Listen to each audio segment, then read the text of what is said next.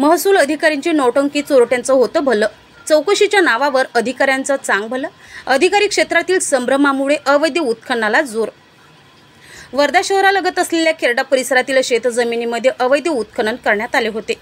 याबाबत माहिती मिळताच वर्धा तहसील अंतर्गत खेरडा येथील मंडळ अधिकारी व नायब तहसीलदार यांनी अवैध मुरुम उत्खननावर कारवाईचा बडगा सुद्धा उजाळला होता।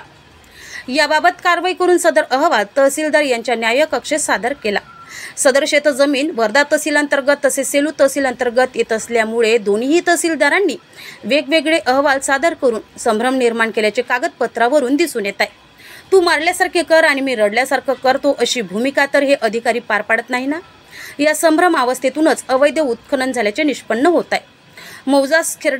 मौजा खेरडा शेत सर्व क्रमांक 55 व 46 हे वर्धा तहसील अंतर्गत शासकीय शेतजमीन असून त्यातील शेत सर्वे नंबर 46 ला थूल नामक व्यक्तीला तात्पुरते उत्खननाचे परवाने देण्यात आले होते। शेत सर्वे क्रमांक 46 ला रितसर उत्खननाचा तात्पुरता परवाना दिला असताना लगतच्या सर्वे नंबर 55 मध्ये शासकीय जमिनीवर उत्खनन कुणाच्या आशीर्वादाने झाले।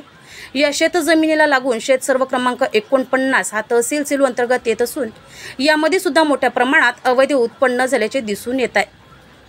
प्रकरण अंगलट येतच शेत सर्व नंबर 49 ची ETS प्रणालीद्वारे झालेल्या खोदकामाच्या अवैध उत्खननाची मोजणी करण्यासंदर्भात वर्धा तहसीलदार यांनी खनिकर्म अधिकाऱ्यांना पत्र दिले। याच परिसरात सर्वे नंबर 49 या शासकीय जमिनीचे कार्यक्षेत्र सेलू तहसील असल्यामुळे सेलू तहसीलदारांनी सुद्धा अवैध उत्खननाचे ETS प्रणालीद्वारे मोजमाप करण्याबद्दल खनिकर्म अधिकाऱ्याला पत्र दिले।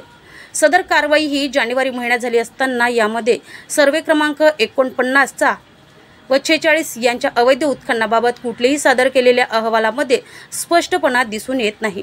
दोन्ही अधिकारी कार्यक्षेत्रावरून संभ्रम निर्माण करून मालसुताई करत नाही ना, असा यक्ष प्रश्न निर्माण झालाय।